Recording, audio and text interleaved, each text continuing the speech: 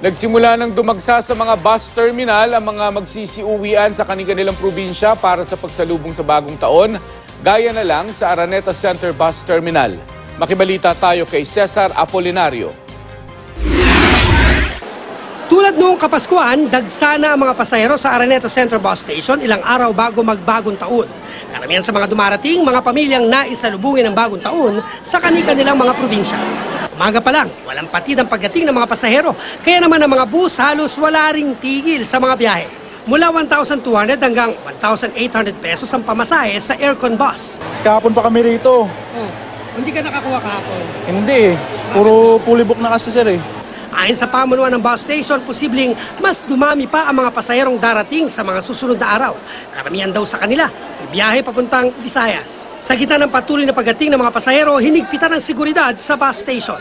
Mayroong help desk sa bukana ng bus terminal sakaling may mangyaring insidente. Mula kaninang umaga hanggang bago mag-alas 3 ngayong hapon, may 100 bus driver ang sinailalim sa random drug testing. Karamihan sa mga ito, nasa bus na ng imbitahan para sa random drug testing. Hanggang 10 minuto ang hinihintay bago makuha ang resulta nito. As of 2:30 p.m., negatibo naman ang lahat ng sumailalim sa drug testing. Naghihintay mo ba yung pasahero? Opo, naghihintay na po, kanina pa.